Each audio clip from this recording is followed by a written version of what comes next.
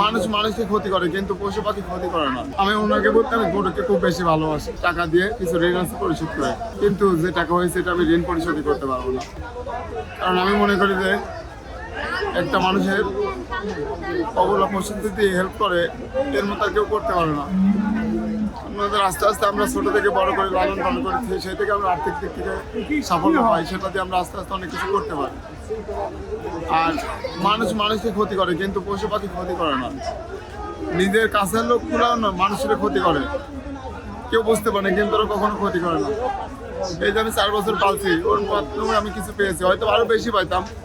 হয়তো আমাদের দেশে বাজারের অবস্থা খারাপ দেখে হয়তো বাইরে থেকে গরু আমদানি হয়েছে, এই কারণে আমাদের দেশে আমরা যে ক্ষুদ্র খামারি আছে তারা হয়তো গরু পালন করছি কিছু লাভের আশায়, কিন্তু সেটা পারলাম না।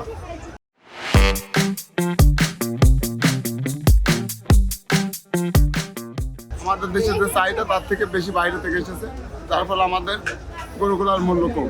সেগুলো তো খারাপই লাগে। আসলে একসঙ্গে থাকছি, আমি কোথাও গেলে আমি বাড়িতে এসে অ্যাট ফার্স্ট টাইম ওর কাছে যাই, কারণ দেখি আমার গরুগুলো কেমন আছে, কী হালে আছে। যদি গোবর থাকে আমি ওটার সাথে সাথে ফেলিয়ে দিয়ে তারপরে অন্য কাজ করি। আমি চিন্তা করি আমি তো ইচ্ছা করলে খেতে পারবো, তো পারবে না, এই জন্য ওকে আমি টাইম মতো খাওয়াইয়া তারপরে আমি খাওয়ার চিন্তা করি।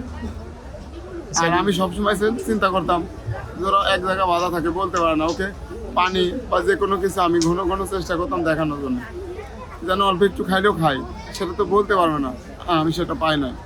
আমার এলাকাতে আমার এটার দাম হয়েছিল 6.5 লক্ষ টাকা, কিন্তু আমি যে কোনো পরিস্থিতির কারণে আমি ঢাকাতে আসছি। যে আমার একটা ইচ্ছা ছিল যে হয়তো বা আমি ঢাকাতে আসলে আমি আরও ভালো কিছু পাবো, যেহেতু আমার গরুর যে ফিটনেস, যেহেতু প্রায় 1 টনের কাছাকাছি ওজন, সেই ক্ষেত্রে ওর মন হিসাবে গেলেও আমার অনেক টাকা আসে। সেই ক্ষেত্রে আমি আসলে পাই নাই, আমি 4 লক্ষ টাকা বিক্রি করছি। আমি চেয়েছিলাম আমি যুব উন্নয়ন থেকে ট্রেনিং করছি যে একটা ছোট্ট একটা খামার করবো এই টাকা দিয়ে কিছু ঋণ আছে পরিশোধ করে, কিন্তু যে টাকা হয়েছে এটা আমি ঋণ পরিশোধই করতে পারবো না। কারণ আমি একটা চাকরি করতাম, চাকরি ছেড়ে দিয়েছি। এখন চাইছি আস্তে আস্তে আমি ছোটো ছোটো আকারে দিয়ে কিছু করতে পারি কিনা, কিন্তু এখন আমি এটা রাখলে তো আমার এখান থেকে নিয়ে যেতে আমার অনেক ব্যয়বহুল হয়ে যাবে, অনেক কষ্ট হয়ে যাবে। এখানে আমি আস্তে আস্তে 5 দিন, এর থেকে বেশি বলছে, এখানেও বলছে, এখানে 5,50,000 টাকাও বলছে, কিন্তু আমি প্রথমে এসে ধরে বুঝতে পারি নাই। যেমন এটা আমার 5 লক্ষ টাকার দাম হয়েছে, কিন্তু এখন অন্যান্য গরু থেকে এখন দাম কম।